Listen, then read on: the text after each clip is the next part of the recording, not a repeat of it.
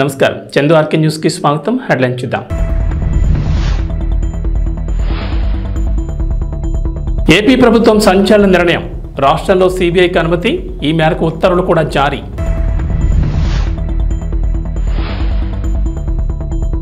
రాష్ట్రంలో భారీగా డెంగ్యూ కేసులు. హైదరాబాద్ చుట్టుపక్కల అధికంగా నమోదవుతున్న డెంగ్యూ.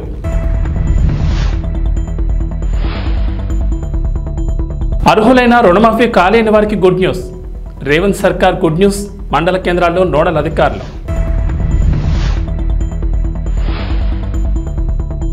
తెలంగాణకు రెయిన్ అలర్ట్. పలు జిల్లాల్లో భారీ వర్షాలు. ఎల్లో హెచ్చరికలు జారీ. రాష్ట్రంలో డెంగ్యూ డేంజర్ బెల్స్ మోగిస్తోంది. డెంగ్యూతో పాటు వైరల్ జ్వరాలు కూడా ప్రజల్ని ఇబ్బందులు గురిచేస్తున్నాయి. చికెన్ గున్యా, మలేరియా కేసులు నమోదవుతున్నాయి. పట్నం పల్లె అన్న తేడా లేకుండా అన్ని ప్రాంతాల్లోనూ జ్వరాలు విజృంభిస్తుండటంతో హాస్పిటల్స్ రోగులతో కిటకిటలాడుతున్నాయి. అన్ని ప్రభుత్వ ఆసుపత్రుల్లోనూ ఓపీ సగటున 10 నుంచి 30% వరకు పెరిగినట్లు అధికారులు తెలిపారు. దాదాపుగా ప్రైవేట్ హాస్పిటల్స్లోనూ అదే పరిస్థితుంది. వర్షాలు కురుస్తుండటంతో గత 20 రోజులుగా జ్వరాల బారిన పడుతున్న వారి సంఖ్య అంతకంతకు పెరుగుతోంది. గత 2 నెలలుగా తెలంగాణలో జలుబు, దగ్గు, శ్వాస సంబంధించిన వ్యాధులు విస్తరిస్తున్నాయని అధికారులు తెలిపారు. వర్షాల కారణంగా కొన్ని రోజులుగా పారిశుద్ధ్యం లోపించింది. దీంతో దోమల వ్యాప్తి విపరీతంగా పెరిగింది. ఫలితంగా డెంగ్యూ, మలేరియా, కన్యా వంటి జ్వరాలు విస్తరిస్తున్నాయి. ప్రధానంగా హైదరాబాద్తో పాటు చుట్టుపక్కల జిల్లాలైన రంగారెడ్డి, మేడ్చల్, సూర్యాపేట, నల్గొండ, ఖమ్మం జిల్లాల్లో డెంగ్యూ కేసులు ఎక్కువగా రికార్డు అవుతున్నట్లు తెలంగాణ వైద్య ఆరోగ్య శాఖ అధికారులు తెలిపారు. ఈ ఏడాది ఇప్పటివరకు 4,395 డెంగ్యూ కేసులు నమోదు కాగా అందులో 3వ వంతు హైదరాబాద్ నగరంలోనే నమోదైనట్లు తెలిసింది. అనధికారికంగా ఈ కేసులు అంతకు 10 రెట్లు అధికంగా ఉంటుందని అధికారులు అంచనా వేస్తున్నారు. అర్హులైన రుణమాఫీ కాలేదా? దీనికి రేవంత్ సర్కార్ గుడ్ న్యూస్ చెప్పింది. తెలంగాణ ప్రభుత్వం 2 లక్షల పంట రుణమాఫీ పథకం అమలు చేసిన సంగతి తెలిసిందే. 3 విడతల్లో లబ్ధిదారుల ఖాతాల్లో డబ్బులు జమ చేశారు. జూలై 18న తొలి విడతలో 1,00,000 లోపు, జూలై 31న 2వ విడతలో 1,50,000 లోపు, ఆగస్టు 30న 3వ విడతలో 1,50,000 నుంచి 2 లక్షల వరకు రైతులు రుణాలు మాఫీ చేశారు.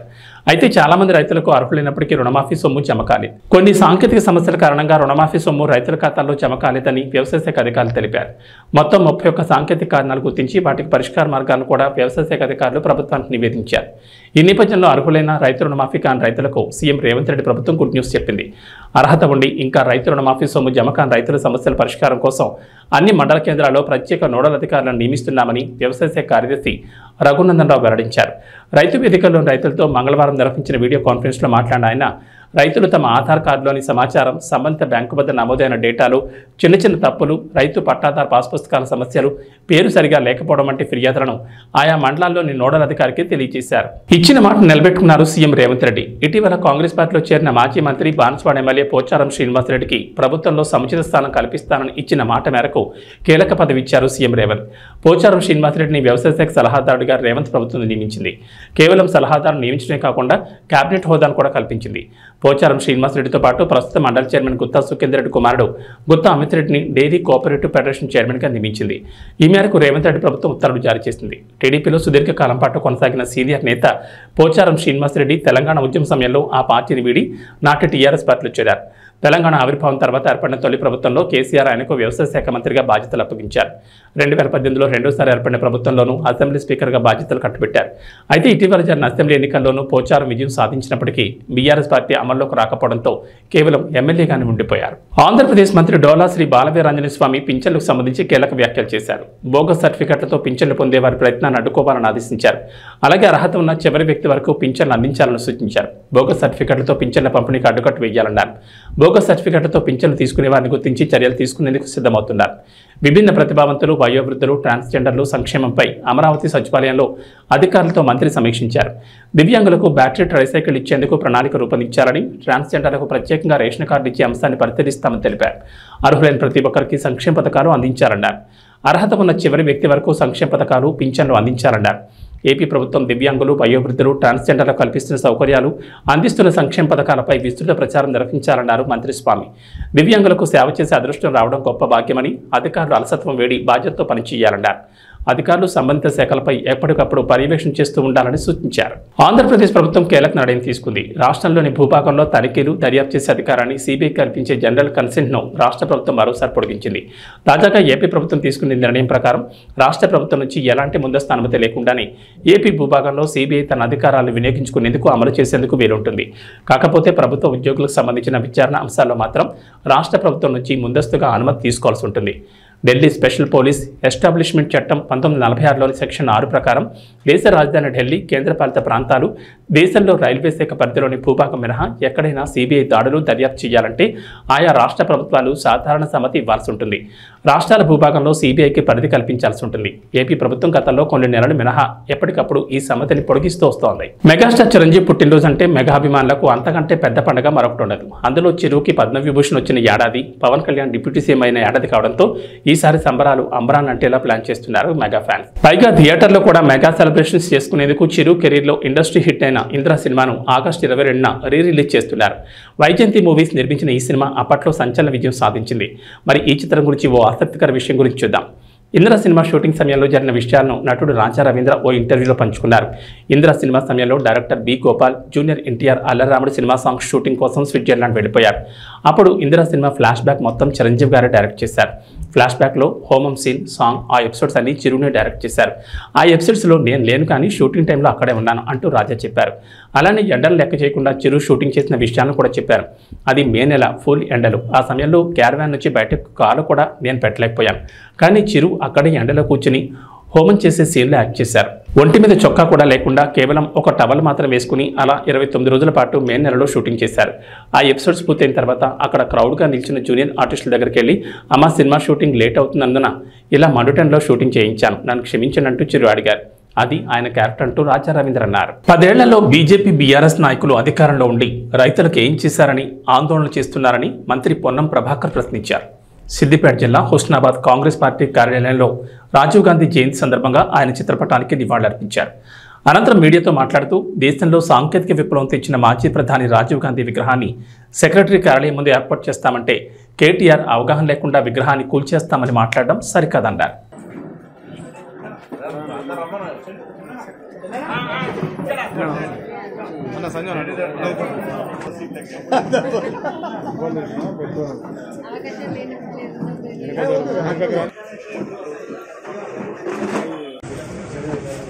ప్రతిపక్షాలు రైతాంగాన్ని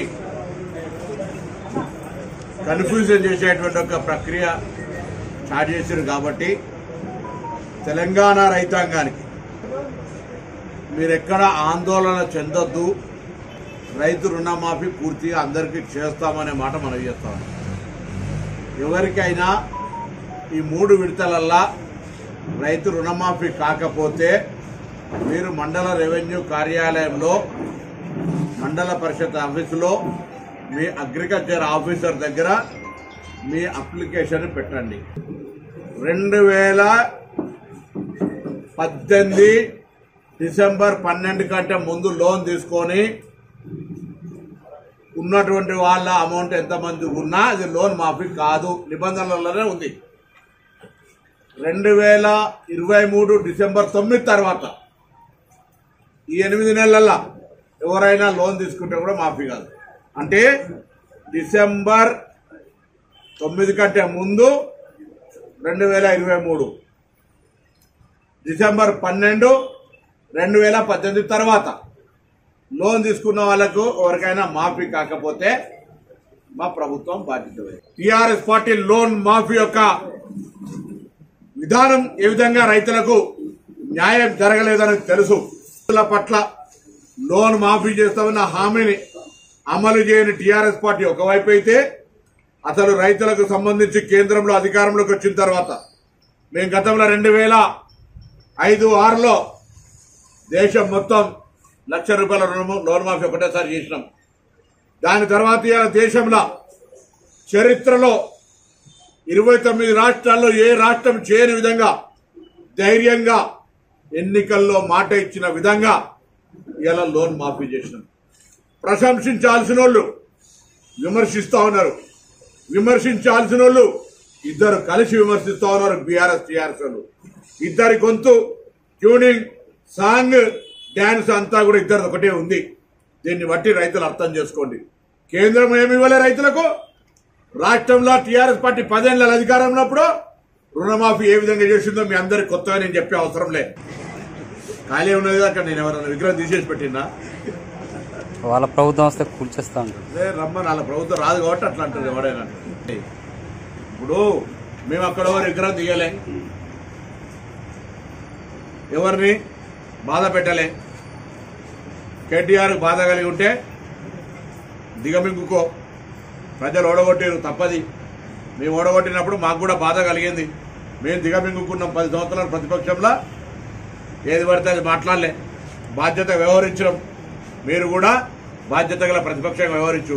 రాగానే కూలగొడతా అంటే ఇటువంటి మాటలు ఇంకా అహంకారం తగ్గలే అనేటువంటి దాని పార్లమెంట్లో 0 సీట్లు ఇచ్చారు. ఇంకా తగ్గకపోతే ఎవరు ఏం చేయాలి? మహిళల పట్ల మాట్లాడుతున్న అసహన మాటలు చూస్తూ ఉన్నాం. విగ్రహాలు కూలగొడతానని మాట్లాడుతున్నాం. రాజీవ్ గాంధీ విగ్రహాన్ని టచ్ చేసే ధైర్యం ఉంటుందా ఎవరికన్నా? కాంగ్రెస్ అధికారం లేకపోతే కూడా, ఒకవేళ అధికారం లేకపోతే కూడా ఈ రాజీవ్ గాంధీ కొరకు దేశం కొరకు ప్రాణం చేసి ఏనా అవినీతి ఆరోపణలు జైలు ఉన్నాడా? ప్రాణం పోయింది, ముక్క దొరకలే, కనీసం అమానత్వం కూడా లేకుండా ఆ విగ్రహం పట్ల మాట్లాడుతా ఉన్నాం. ఒళ్ళు అన్ని దగ్గర పెట్టుకోమని కోరుతా ఉన్నాం. ఏది పడితే అది మాట్లాడితే నడవదు. అది రాజీవ్ గాంధీ విగ్రహం, మా నాయకుడి విగ్రహం. ఈ దేశంను 21వ శతాబ్దంలోకి తీసుకుపోవడానికి 18 సంవత్సరాలకే యువతకు ఓటు ఇచ్చిన నాయకుడు. ఈరోజు మనం వాడుతున్నటువంటి సెల్ ఫోన్, కంప్యూటర్తో సహా దేశంలో అత్యున్నతమైనటువంటి ఒక సాంకేతిక విప్లవాన్ని తీసుకొచ్చినటువంటి నాయకుడు. ఇలా అమెరికాలో ఉద్యోగం చేయగలిగినామంటే రాజీవ్ గాంధీ గారు ఇచ్చినటువంటి ఒక దేన్. ఐసు దృష్ట్యా త్వరలోనే అట్టహాసంగా చాలా పెద్ద ఎత్తున రాజీవ్ గాంధీ విగ్రహావిష్కరణ చేస్తాం.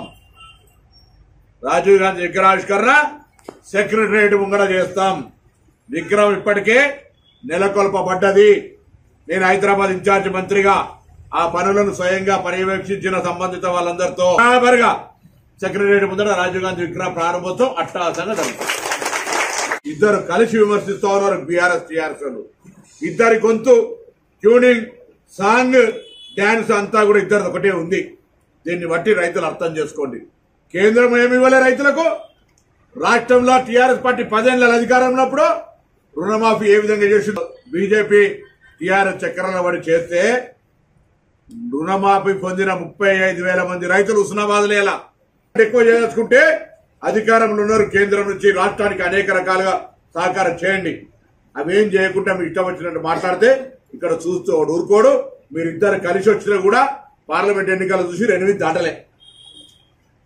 నోట్లో ఒకటి వేసుకున్నారు, డిపాజిట్లు తప్పించుకున్నారు. అందుకే మరొకసారి తెలంగాణ రైతాంగం దయచేసి ఆందోళన చెందకండి. ఈ ప్రభుత్వం భీమవరం మావుళ్ల అమ్మవారిని జిల్లా కలెక్టర్ చంద్రబాబు నాగరాణి దర్శించుకున్నారు. జిల్లా కలెక్టర్కు ఆలయ అధికారులు పూర్ణకుంభంతో స్వాగతం పలికి భాజా భజంత్రీలతో అంతరాలయానికి తోడ్కొని వెళ్లారు. అనంతరం ఆలయ వేద పండితులు ప్రత్యేక పూజలు నిర్వహించారు. ఆశీర్వచన మండపం నందు మంత్రోచ్చారణల మధ్య ఆశీర్వచనాలు అందజేసి ప్రసాదాలు అందచేయగా ఆలయ సహాయ కమిషనర్ బుద్ధ మహాలక్ష్మి నగేష్ శేషవస్త్రం అమ్మవారి ఫోటోను జిల్లా కలెక్టర్ చంద్రబాబు నాగరానికి అందించారు. ఈ కార్యక్రమంలో ఆలయ సహాయ commissioner Buddha Mahalakshmi, Ganesh, Bhimavaram division endowment inspector వి వెంకటేశ్వర్ తదితరులు పాల్గొన్నారు.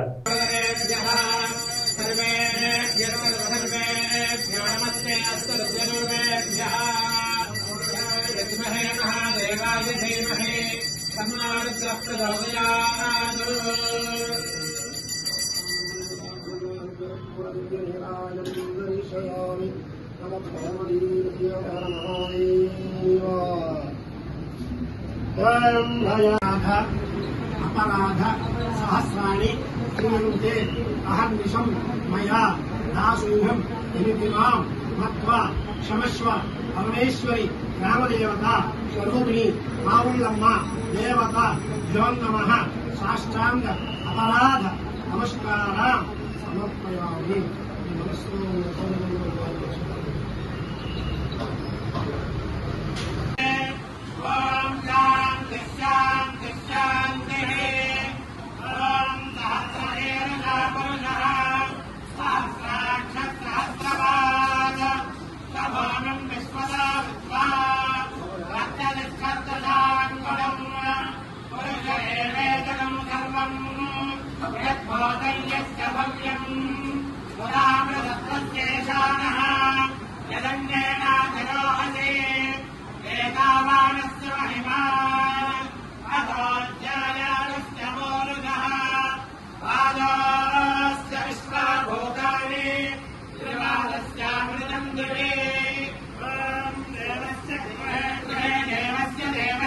కేంద్ర హోంశాఖ సహాయ మంత్రి బండి సంజయ్ కుమార్ మరోసారి సంచలన వ్యాఖ్యలు చేశారు. లిక్కర్ కేసులో అరెస్టు జైల్లో ఉన్న కల్వకుంట్ల కవితకు కాంగ్రెస్ పార్టీ బెయిల్ ఇప్పించేందుకు ప్రయత్నిస్తుందని అన్నారు.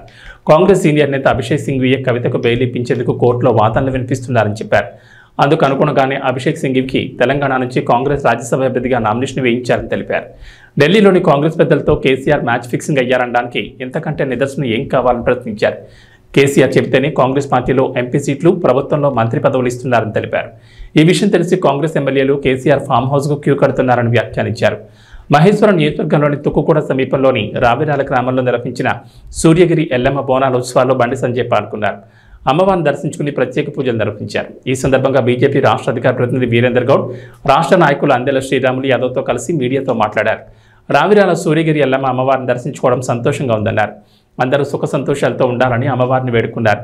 పదే పదే బీజేపీలో బీఆర్ఎస్ విలీనం చేసుకోబోతోందంటూ దుష్ప్రచారం నిర్వహిస్తున్న కాంగ్రెస్ నేతలు బండారం బయటపడిందన్నారు. కాంగ్రెస్ నేతలే కేసీఆర్తో మ్యాచ్ ఫిక్సింగ్ చేసుకున్నారు. కాంగ్రెస్ పార్టీ లిక్కర్ కేసులో కవితకు బెయిల్ ఇప్పించేందుకు ప్రయత్నిస్తుందన్నారు. కాంగ్రెస్ సీనియర్ నేత అభిషేక్ సింఘ్వి కవిత బెయిల్ కోసం కోర్టులో వాదిస్తున్నాడన్నారు. ఈ దేశం గురించి కానీ, ఈ దేశ ప్రజల పేద ప్రజల గురించి కానీ, ఈ దేశాన్ని రక్షించడానికి మేము ముందు ప్రవర్తించబడతాం. మంచి ఆలోచన వాళ్ళు కూడా సపోర్ట్ చేస్తారు.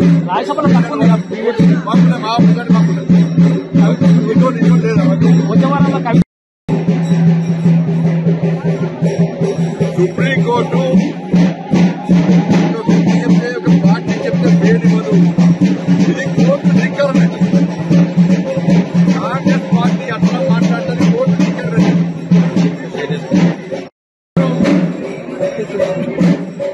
న్యాయవాదం చేయకడానికి చేసుకోవచ్చు, ఓకేనా అనుకోవచ్చు. అందుకే ముందే అంటారు. అంటే గతంలో కూడా అన్న ఒకటి, గతంలో కూడా ఒక బీజేపీ లీడర్ కూడా ఒక చర్చ జరుగుతుంది మీద చాలా సీనియర్ నాయకుడు కాబట్టి ఏమంటారు అనిపించినా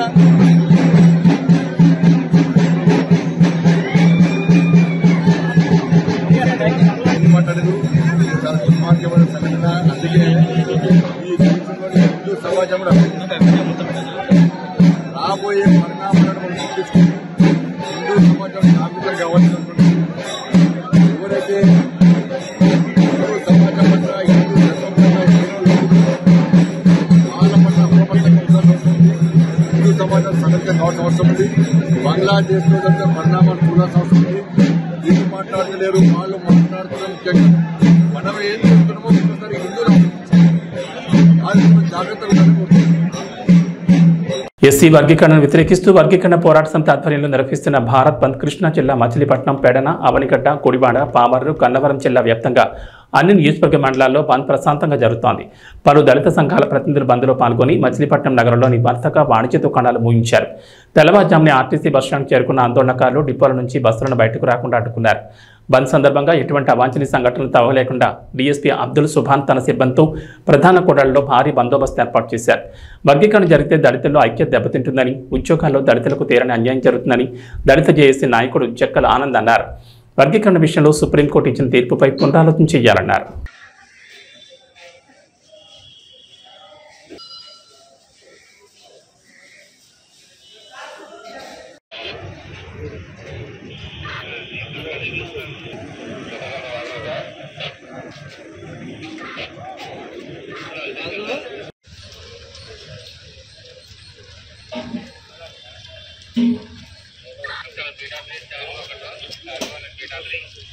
సీఎం గారు ఎక్కడ ఉన్నారు? లోపలికి వెళ్ళారా?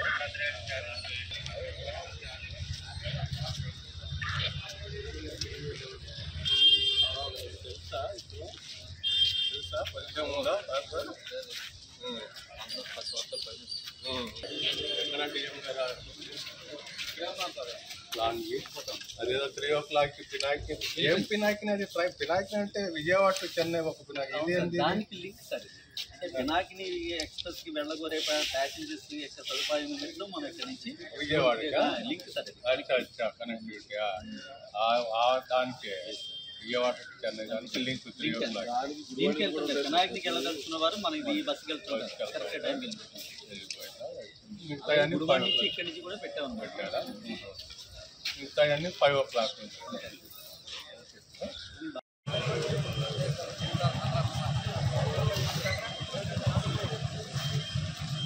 దళితుల ఐక్యత, వర్ధిల్లాలి భారత రాజ్యాంగం, వర్ధిల్లాలి బాబాసాహెబ్ అంబేద్కర్ ఆలోచన విధానం.